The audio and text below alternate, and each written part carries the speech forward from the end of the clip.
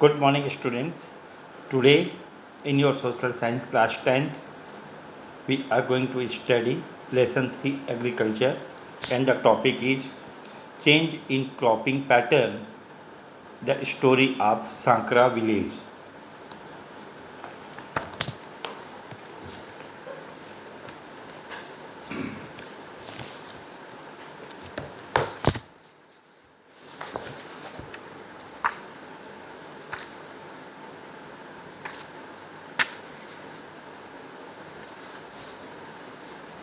Change in cropping pattern, the story of Sankra village. यानी change in cropping pattern यानी फसल प्रतिरूप में बदलाव। सांकरा गांव की कहानी। There are many reasons why cropping pattern change in a region. किसी भी क्षेत्र में फसल प्रतिरूप के में बदलाव के कई कारण हो सकते हैं। Let's look at the case of Sankra village to understand how and why this change occur. इसे समझने के लिए हम सांकरा गांव की कहानी पढ़ते हैं। There are many villages named Sankara in Chhattisgarh. यूँ तो छत्तीसगढ़ में कई सांकरा नाम के स्थान हैं। The Sankra of our story is a village is in Nagri tehsil of Dhamtari district. किंतु यह सांकरा धमतरी के नगरी तहसील का एक प्रमुख गांव है। It is the largest village in the district. Dhamtari जिले का यह एक बड़ा गांव है। It's inhabitants are engaged in many different occupations, but the majority are farmers. गांव के लोग विभिन्न आर्थिक गतिविधियों में संलग्न हैं, किंतु अधिकांश लोगों का जुड़ाव कृषि से है। The chief crop is paddy. यहाँ की प्रमुख फसल धान है। इन the past people cultivated paddy during the Kharif season and grew Bengal gram, खेसरी यानी लाखड़ी, खेसरी, wheat, linseed, etc. during the Rabi season. पहले किसान धान की खेती खरीफ मौसम में करते थे, जो मानसूनी वर्षा पर निर्भर होती थी। खरीफ के बाद रबी में चना, खेसारी यानी लाखड़ी, गेहूँ, अलसी आदि फसल उपजाते थे। A little over 25 years ago, a dam was constructed across the Sondur River in the district.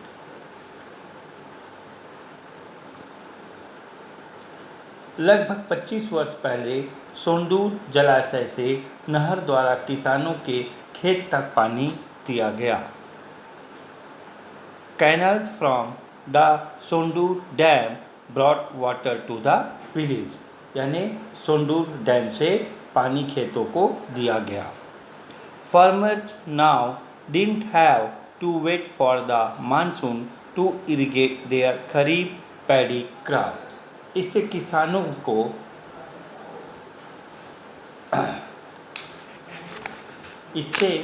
किसानों को अब खरीफ मौसम में भी वर्षा का इंतजार नहीं करना पड़ता है। With irrigation, they also began cultivating paddy in Rabi as well. और नहर के पानी से सिंचाई कर धान का उत्पादन भी करते हैं रबी मौसम में। The flood irrigation from the canals suited paddy cultivation, but did not suit crops such as gram, Khesari and linseed that require very little water and cannot grow in waterlogged fields. खरीफ के अलावा रबी मौसम में भी किसानों को खेतों में भरपूर पानी दिया गया।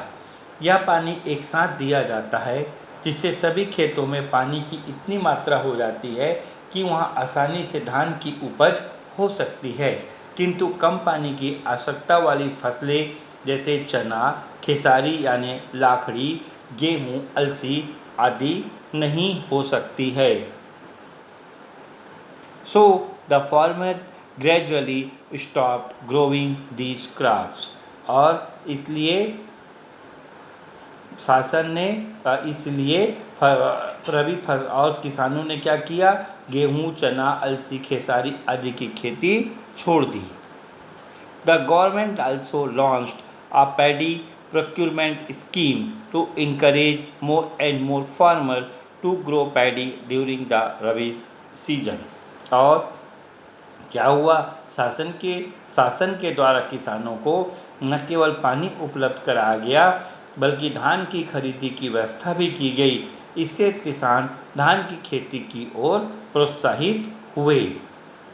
और रबी फसलों में भी किसानों ने गेहूं, चना, अलसी, खेसरी आदि की खेती छोड़ दी। We can thus see how a development project such as the Sondu Dam changed the cropping pattern in Sankra village by providing irrigation to farmers, right?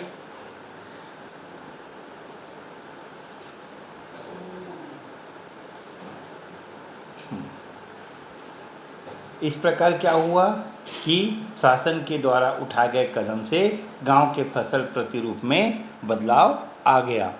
It led to paddy cultivation throughout the year and a steep decline in the cultivation of traditional rabi crops such as gram, khesari, wheat and linseed. और इस तरह से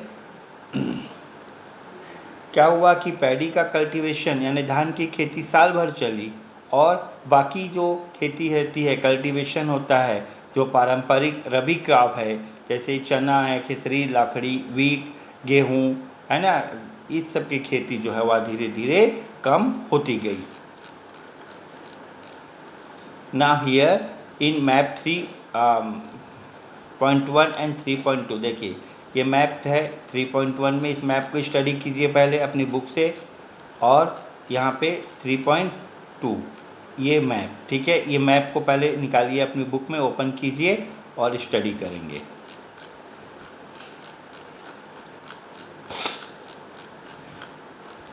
and map 3.1 and 3.2 show the rice and wheat production areas in India. अब क्या हुआ कि ये जो मैप है, राइट, ये जो यहाँ पे भारत में धान और गेहूं के ये दोनों मैप में 3.1 एंड 3.2 में भारत में धान और गेहूं उत्पादक क्षेत्र प्रदर्शित हैं। अब इसके बेस पे आंसर देना है, which Indian states mostly grow rice. ये राइस कल्टीवेशन एरिया इस मैप में देखेंगे और बताएंगे which Indian states mostly grow rice, यानी गेहूं का राइस यानी धान का उत्पादन किन किन प्रदेशों में होता है। फिर which Indian states mostly grow wheat, यानी गेहूं का उत्पादन किन किन प्रदेशों में होता है अधिकांश रूप से।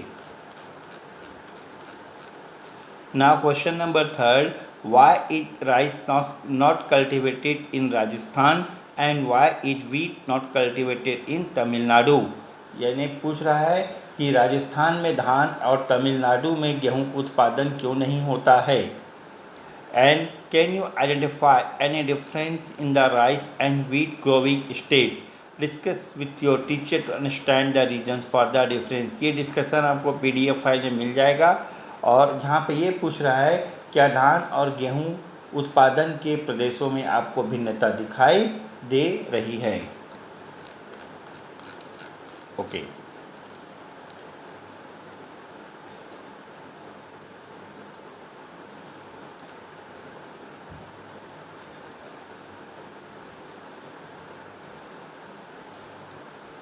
तो यहाँ पे हम अभी the change in cropping pattern has given rise to several new problems in the lives of the villagers. क्या हुआ, किंतु आज के किसान भी कुछ समस्याओं से ग्रसित हैं। ये समस्याएं क्या क्या हुई उसके बारे में बात कर रहा है।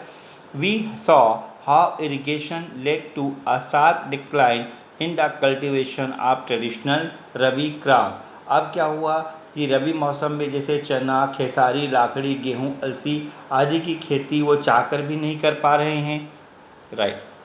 कम हो गया है, राइट, क्योंकि the farmer say they can not grow this crops now even if they want to, यही कह रहा है कि हम चाह के भी नहीं कर पा रहे हैं। क्यों नहीं कर पा रहा है? सो दे इसका रीज़न है कि खेतों में एक साथ पानी बहा दिया जाता है, जिससे मिट्टी इतनी गीली हो जाती है कि उस पर धान की खेती ही संभव है। So they grow only one crop throughout the year. So they grow only one crop throughout the year, इसीलिए साल भर यानी कि एक ही प्रकार की फसल धान बार बार लगा रहे हैं। This monocropping has depleted soil fertility because there is no crop rotation with pulse crops that fix nitrogen in the soil. और इससे पहले क्या होता था कि खेतों की उर्वरक क्षमता भी कम हो रही है, सॉइल फर्टिलिटी। पहले वे एक धान की फसल बोते थे और दूसरी चना, लाखड़ी, अलसी आदि की फसल बोते थे, जिससे भूमि की उर्वरकता प्राकृतिक रूप से बनी रहती थी। क्या होता है कि चना, खेसारी ने लाखड़ी आदि दलहन वर्ग की फसल मिट्टी में नाइट्रोजन को संवर्धित करने में सहायक होती है। और आज खरीफ और रबी मौसम में धान बो रहे हैं, जिससे उर्वरकता क्षमता नष्ट हो रही है। इन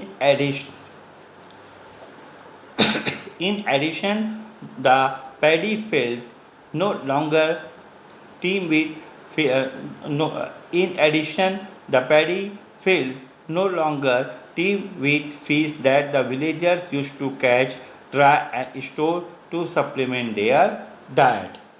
इससे पहले क्या होता था कि खेतों में मछलियाँ होती थी जो उनके भोजन का हिस्सा हुआ करती थी।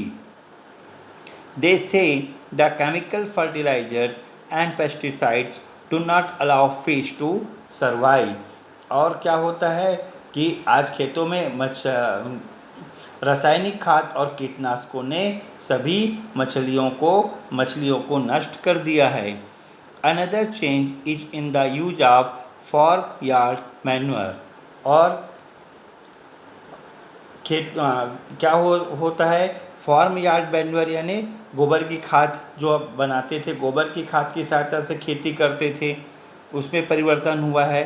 जो in the past farmers applied organic manure in their fields which they claim use to lower the incidence of pest attack. यानी किसानों का क्या अनुभव है कि अब वे खेत पर बिना रासायनिक खाद और कीटनाशक की खेती नहीं कर सकते हैं, किंतु पहले ऐसा नहीं था। वे गोबर की खाद की सहायता से खेती करते थे और उसमें कीटाणु नहीं लगते थे। Finally the modern farming practice that they have adopted have made them more dependent on traders. अब इसका मतलब यह है कि they now have to buy improved seeds, fertilizers, pesticides, etc. from the market। Previously, they used to store and produce whatever they needed. Traditional seeds, organic produce for farming at the household level। सीधी सी बात है, अब किसानों को दुकानदारों पर निर्भरता बढ़ गई है और उन्हें बीज, उर्वरक, कीटनाशक आदि दुकानों से ही खरीदना पड़ता है। Now there are some questions। Make a list of the crops that used to be grown in your area 15 to 20 years back but are no longer cultivated। Also find out the reasons why they are no longer cultivated। यानी आपके आसपास वह कौन सी फसल है जो 15 से 20 वर्ष पहले बोई जाती थी किंतु अब नहीं बोई जाती है, इसके क्या कारण हैं। Second question, why are gram, khesri, linseed, etc. no longer grown by the farmers of Sankra. यानी सांकरा गांव में चना, खेसारी, लाखड़ी, गेहूँ, अलसी आदि रबी फसलों के उत्पादन क्यों बंद हो गई है। Third question, how has the change in the cropping pattern impacted the inhabitants of Sakra? Keep in mind their income, health and employment as well as soil fertility while explaining the impact। यह पूछ रहा है कि साकरा गांव में फसल प्रतिरूप के बदलाव से क्या प्रभाव पड़े। आय, स्वास्थ्य, रोजगार, भूमि उर्वरक क्षमता, इन बातों को ध्यान में रखते हुए समझाएं। So, my dear students, this is sufficient in this video lesson, and till this point, revise the lesson and complete your work. We will continue in our next video lesson.